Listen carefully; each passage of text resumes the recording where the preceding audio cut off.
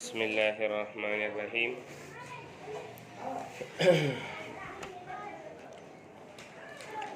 آداب اور اخلاق میں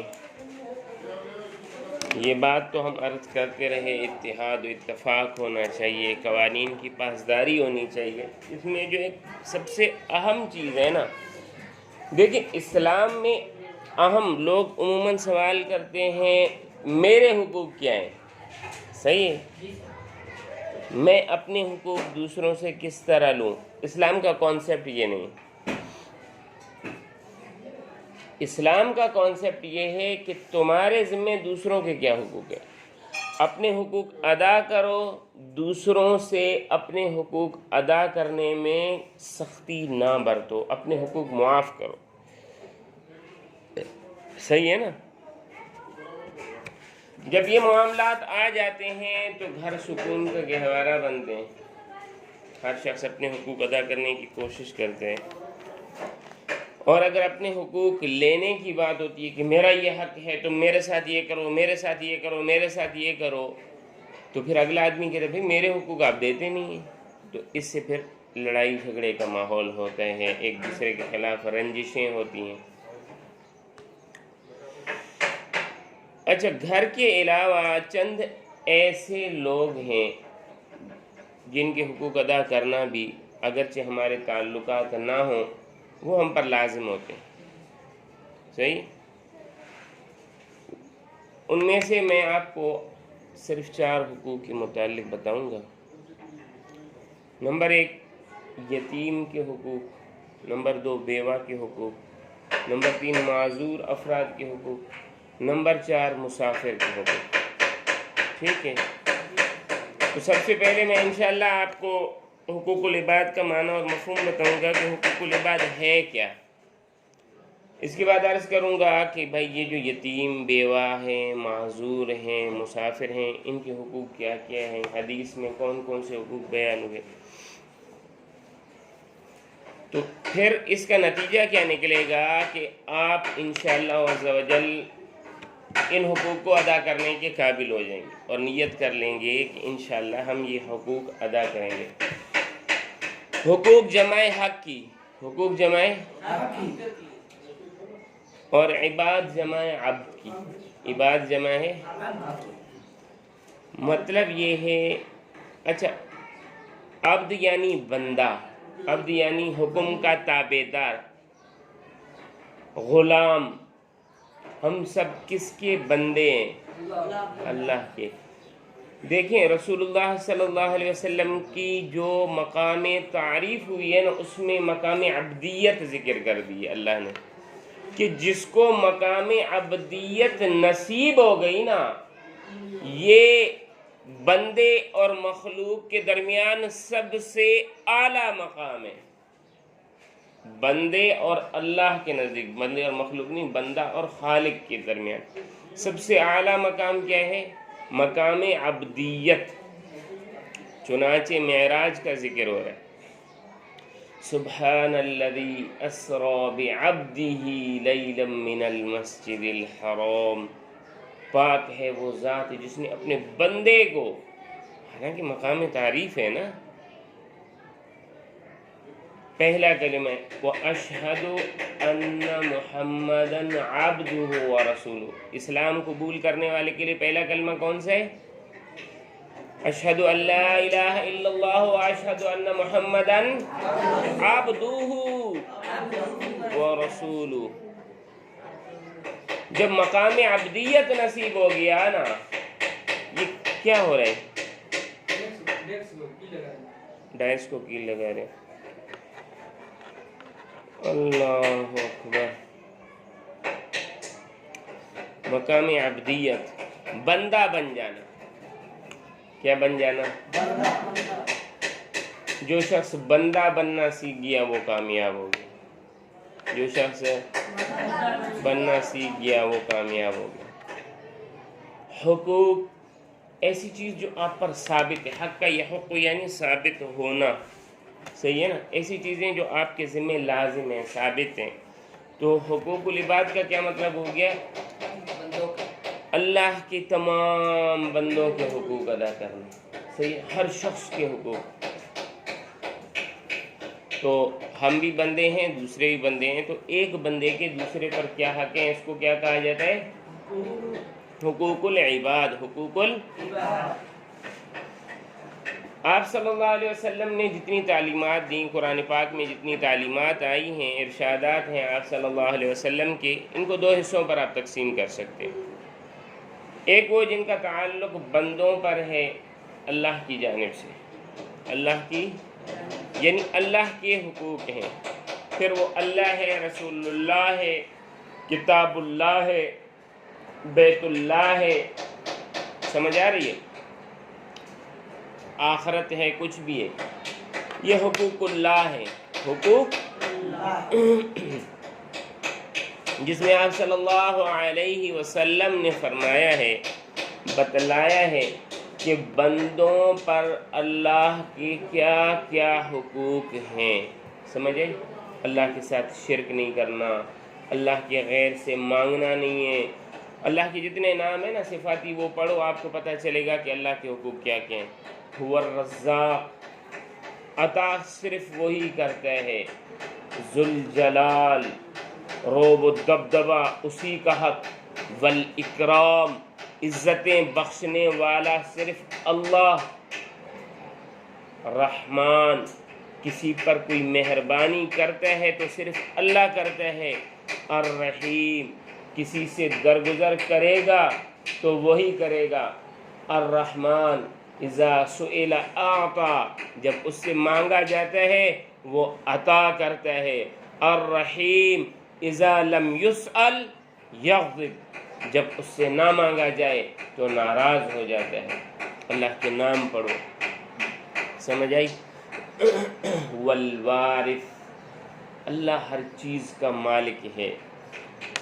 والباقی، اللہ ہمیشہ رہنے والا ہے. الاول، سب سے پہلے اگر کوئی تھا تو وہی تھا. الآخر، سب سے بعد اگر کوئی رہے گا تو وہی ہوگا. المالک، ہر چیز کی ملکیت، ہر چیز کی سربراہی، ہر چیز کی بادشاہی اللہ کی ہے. اللہ کے حقوق بتائے آپ صلی اللہ علیہ وسلم نے. ان حقوق کی ادائیگی کو کیا کہا جاتا ہے؟ حقوق اللہ کی ادائیگی. صحیح. دوسرا تعلیمات جس میں بتایا کہ بندوں پر بندوں کے کیا حقوق ہیں، عام مخلوقات کے کیا حقوق ہیں. اس دنیا میں جب ایک انسان کا دوسرے انسان یا کسی بھی مخلوق سے واسطہ ہے، دیکھیں چونٹی بھی اللہ کی بندی ہے، سمجھے؟ سانپ، بچھو، چھپکلیاں، جانور، بکریاں، اس کا حق کیا ہے؟ اسی حق کے مطابق اس کو ادا کرو. آپ صلی اللہ علیہ وسلم نے فرمایا جب جانور کو ذبح کرو تو تھوڑی تیز رکھو، اس کے سامنے کسی جانور کو ذبح نہ کرو. یہ اس کا حق ہے، سمجھ آ رہی ہے؟ یہ اس کا حق ہے. اس حق کو آپ نہیں ادا کریں گے آپ ظالم ہو. سمجھ آئی؟ جب ایک انسان کا بیٹا دوسرے انسان سے واسطہ پڑتا ہے، مخلوق سے واسطہ پڑتا ہے، تو ان کے ساتھ کیا رویہ ہونا چاہیے؟ کیا رویہ ہونا چاہیے؟ اور اس رویے کے متعلق اللہ اور رسول اللہ کی کیا احکام ہیں؟ ان کو حقوق العباد کہا جاتا ہے. بیٹا حقوق العباد کا مسئلہ اس لحاظ سے بہت زیادہ اہم اور قابل فکر ہے کہ اس میں کوتاہی کی جائے تو اس کی معافی اور اس سے نجات و سبکدوشی کا معاملہ اللہ جو رحیم و کریم مولا ہیں اپنے ہاتھ میں نہیں رکھتا. آپ کسی کی بے عزتی کرتے ہو، کسی کا حق ادا نہیں کرتے ہو، تو اس کا معاملہ اللہ نے یہ نہیں کہا کہ میرے حق میں. اس کی 2 صورتیں اللہ نے رکھی ہیں. یا تو آپ اپنے اس بندے کا حق اس دنیا میں ادا کرو، ادا کر کے یا معافی کروا کے. ان دونوں میں سے نہیں ہوتا تو پھر آخرت میں یہ ہے یا تو اس کے گناہ آپ پر ڈال دیے جائیں گے، آپ کی نیکیاں اسے دے دی جائیں گی، اور یہ ہے کہ اگر آپ نے ادا کرنے کی کوشش کی وہ ملا نہیں تو اللہ آپ کی جانب سے اس کا دیں گے. صحیح ہے؟ اچھا، حقوق العباد کے متعلق جو ارشادات ہیں آپ صلی اللہ علیہ وسلم کے، ان کو بھی ہم 2 حصوں میں متعلق کر سکتے ہیں، 2 حصوں میں تقسیم کر سکتے ہیں. ایک وہ ہے جس کا تعلق معاملات سے، جیسے خرید و فروخت، تجارت و زراعت، قرض و امانت، ہبہ ہے، ہبہ یعنی تحفہ دینا، وصیت کرنا ہے، صحیح، محنت مزدوری ہے، ایک دوسرے کے ساتھ لڑائی جھگڑے میں عدل و انصاف کے معاملات ہیں. تو اس کا جامع عنوان معاملات ہے. صحیح، معاملات جتنے بھی ہیں اس میں ایک سلسلہ ہے. دوسرا حصہ جس کا تعلق معاشرتی آداب و احکام سے، مثلا والدین کے حقوق اولاد پر کیا ہیں، اسی طرح اولاد کے حقوق والدین پر کیا ہیں، بیوی کا شوہر پر کیا ہے، شوہر کا بیوی پر کیا ہے، قریبی رشتہ دار کا کیا ہے، دور کے رشتہ دار کا کیا ہے، پڑوسیوں کا کیا ہے، بڑوں کے حقوق کیا ہیں، چھوٹوں کے کیا ہیں، نوکروں کے کیا حقوق ہیں، ماتحتوں کے حقوق کیا ہیں، کمزوروں ضرورت مندوں کے حقوق کیا ہیں، کمزور طبقات کے حقوق کیا ہیں، اللہ کی عام مخلوق کے ساتھ کیا رویہ ہو، کیسا برتاؤ ہو، اس کے علاوہ آپس میں ملاقات کیسی ہو، ملنا جلنا کیسے ہو، ہنسنا بولنا کیسا ہو، کھانا پینا کیسا ہو، اٹھنا بیٹھنا کیسا ہو، شادی بیاہ کیسا ہو، خوشی غم کیسی ہو، ان تمام مواقع پر کون کون سے احکام و آداب کی پابندی کرنی چاہیے. تو معاملات کے بعد دوسرے جو حصہ ہے اس کو کہا جاتا ہے معاشرت. کیا کہا جاتا ہے؟ بیٹا دین اسلام کو یہ امتیاز حاصل ہے کہ جس طرح وہ حقوق اللہ کی بات کرتا ہے اس طرح وہ بندوں کے حقوق کی بھی بات کرتا ہے اور اس کو مکمل وضاحت سے بیان کرتا ہے. ایسے نہیں ہے کہ اس نے کوئی چھپی چھپائی باتوں میں بتائی، نہیں، واضح کر دیتا ہے اور ان کے حقوق ادا کرنے کی تعلیم دیتا ہے. آج جو ہم پڑھیں گے وہ ہمارے معاشرے کے کمزور طبقات، ان کے متعلق پڑھیں گے. صحیح، مفہوم آپ کو سمجھ آ گیا، اسلام میں اس کا مقام سمجھ آ گیا. اب ہم 4 چیزوں کی طرف آتے ہیں. یتیم، یتیم اسے کہا جاتا ہے جس کا والد فوت ہو گیا. یتیم اسے کہا جاتا ہے جس کا آپ کو پتہ ہوگا کہ حضور صلی اللہ علیہ وسلم یتیم تھے. اسلام نے ان بچوں کے رشتہ داروں اور معاشرے پر ان کی ذمہ داری عائد کی ہے. کیا ذمہ داری؟ سب سے پہلے تو ان کے ساتھ اچھا سلوک کیا جائے، ان کے ساتھ اچھا سلوک کیا جائے. دوسرا، ان کے قریبی رشتہ داروں کو جو ان کی مال اور جائیداد جن کے پاس آتی ان کو کہا گیا ہے کہ اس کے مال کی حفاظت کرے، اس کے مال اور جائیداد کی ان کی مکمل سرپرستی کریں. سرپرستی کیا ہے؟ تعلیم کے دوران ان کا خیال رکھنا، علاج و معالجہ کروانا. صحیح ہے، ان کی ضروریات کا خیال رکھا جائے، ان کے مالوں کو الگ رکھا جائے، اپنے مالوں میں شامل نہ کیا جائے. اپنے مال سے ان کو کھلایا تو جائے، ان کے مالوں سے نہ کیا جائے. صحیح ہے نا؟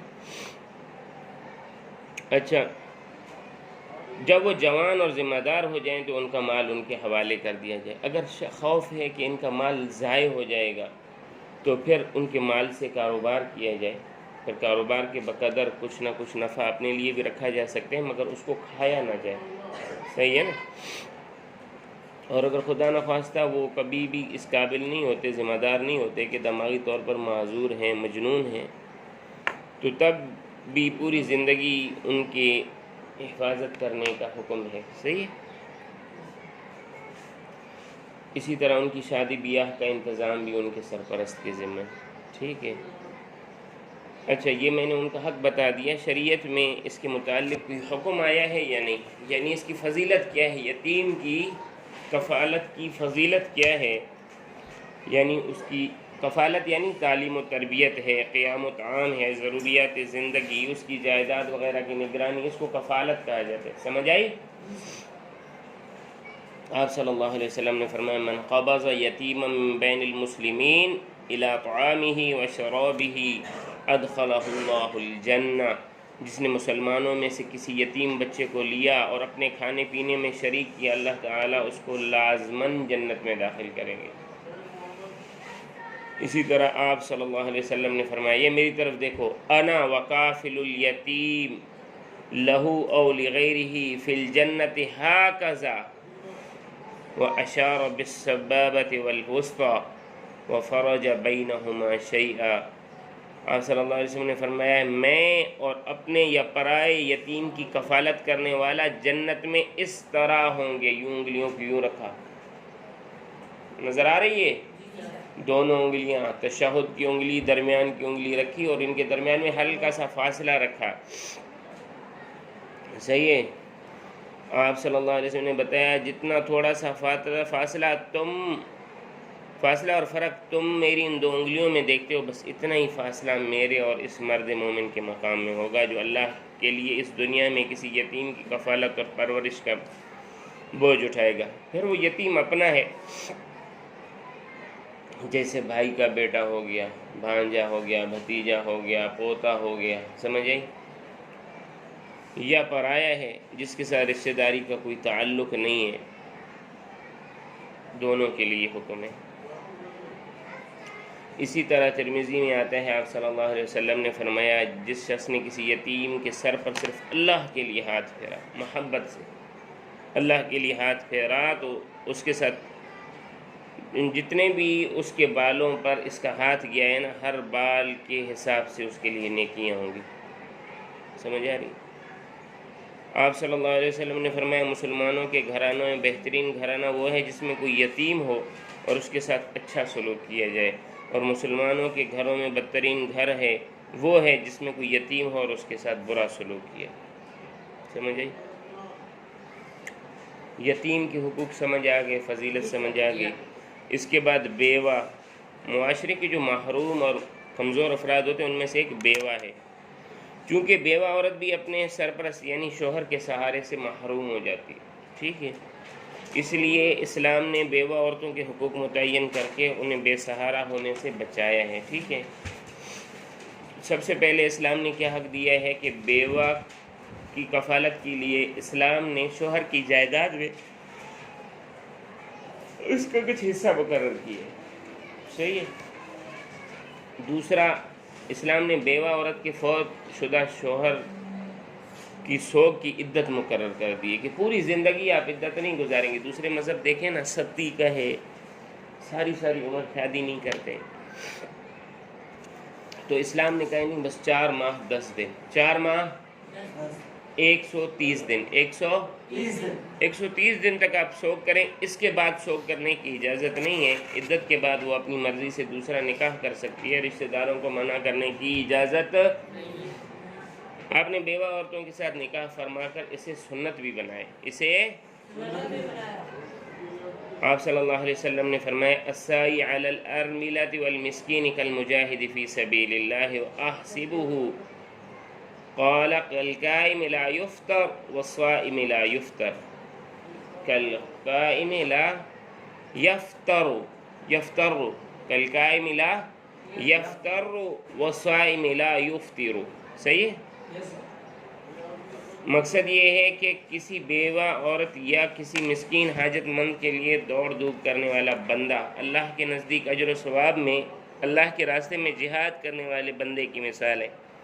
اور ان کے جو راوی ہیں، یہ بخاری اور مسلم کی روایت ہے، صحیح راوی ہیں، وہ کہتے ہیں کہ میرا گمان یہ ہے کہ آپ صلی اللہ علیہ وسلم نے یہ بھی فرمایا کہ اس کی مثال اس شب بیدار کی ہے، وہ نمازوں میں کھڑے ہونے والے شب بیدار کی ہے جو عبادت اور شب خیزی میں سستی نہ کرتا ہو، صحیح، فطور نہ آتا ہو اس میں، اور ایسے روزہ دار کی طرح ہے جو ہمیشہ روزہ رکھتا ہو اور کبھی روزہ کھولتا نہ ہو، یعنی ناغہ نہ کرتا ہو، ہر دن روزے رکھتا ہو. صحیح ہے نا؟ فضیلت بھی سمجھ آ گئی، بیوہ بھی سمجھ آ گیا. بیوہ اسے کہتے ہیں جس کے شوہر کا انتقال ہو جائے. معذوروں کے حقوق. معذور کسے کہا جاتا ہے؟ وہ شخص جو کسی عذر اور بیماری کی وجہ سے اپنا کام خود نہیں کر سکتا. صحیح، کوئی بیماری ہوگی اپنا کام نہیں کر سکتا. معذور افراد بھی معاشرے کے طبقہ محرومہ میں سے ہیں نا. قرآن میں فرمایا والذین فی اموالہم حق للسائل والمحروم. صحیح ہے؟ سورۃ المعارج میں والذین فی اموالہم حق معلوم للسائل والمحروم. صحیح ہے؟ اور جن کے مال و دولت میں ایک متعین حق ہے سوالی اور بے سوالی کا. صحیح ہے؟ تو یہاں بے سوالی سے مراد وہی گئے معذور افراد، محروم افراد. معذور کا پہلا کیا ہے کہ معذوری کی بنا پر اسے حقیر نہ سمجھا جائے، اسے اسے کیونکہ کسی انسان کا صحیح سلامت ہونا یا معذور ہونا اس کے اپنے اختیار میں نہیں، اپنے یہ اختیار ہے، اختیار کے بچے اختیار، افتعال، اکتساب، انتصار، صحیح، اشتعال، یہ تو اللہ کی طرف سے ہوتا ہے بیٹا۔ اس لیے جو صحیح سلامت جسم کے مالک ہوں انہیں معذوروں کو حقارت کی نگاہ سے نہیں دیکھنا چاہیے، سمجھ آئی؟ اسی طرح معذور آدمی بہت سے کام خود سر انجام دینے کے قابل نہیں ہوتے۔ اسلامی معاشرے کی بنیاد خیرخواہی اور ہمدردی پر کی گئی ہے۔ اس خیرخواہی ہمدردی میں سب سے زیادہ حقدار جسمانی معذور ہیں، ان کی مدد کرنا ہم پر لازم ہے، صحیح ہے؟ معذور افراد کی خدمت کرنا اخلاقی فرض بھی ہے۔ تو اگر گھر میں کوئی شخص معذور ہے تو اس کی ضروریات کا کیا کرنا چاہیے بیٹا؟ خیال رکھنا چاہیے۔ چوتھی چیز مسافر کے حقوق۔ چوتھی چیز مسافر کیا ہے؟ وہ شخص جو گھر سے دور، وہ شخص جو کیونکہ اسے اپنے وطن جیسی سہولیات میسر نہیں ہیں، اس کی ضروریات کا خیال رکھنا بھی ایک مسلمان کا اخلاقی اور شرعی فرض ہے، ٹھیک ہے؟ قرآن حکیم میں زکوٰۃ کے مصارف سے ان کو ایک مصرف بھی بیان کیے گئے۔ خواہ وہ مسافر اپنے گھر میں امیر کیوں نہ ہو، آپ زکوٰۃ کے پیسوں سے اس کی خدمت کر سکتے ہیں، ٹھیک ہے نا؟ سمجھ آ رہی ہے چاچا؟ ایسے پریشان ہو رہے ہو تو جب کسی مسافر کی خدمت کا موقع ملے تو حسب استطاعت کیا کرنا چاہیے؟ بھاگ جانا چاہیے۔ کیا کرنا چاہیے؟ اس کی خدمت کرنی چاہیے، اس کے کھانے کا بندوبست کرنا چاہیے، عزت و احترام کے ساتھ اس کو رخصت کرنا چاہیے۔ یہ سب کام انتہائی اجر و ثواب کے کام ہیں۔ جب تک اللہ کے بندوں کے حقوق ادا نہیں کیے جائیں گے اس وقت تک اللہ کے حقوق بھی صحیح طرح سے ادا نہیں ہو سکتے۔ اللہ تعالیٰ سے دعا ہے کہ اللہ تعالیٰ ہمیں ان محروم افراد کی چیزوں کو سمجھنے کی توفیق دے اور ان کی خدمت کرنے کی توفیق دے۔ کوئی چیز پوچھنا ہے تو بتا دیں۔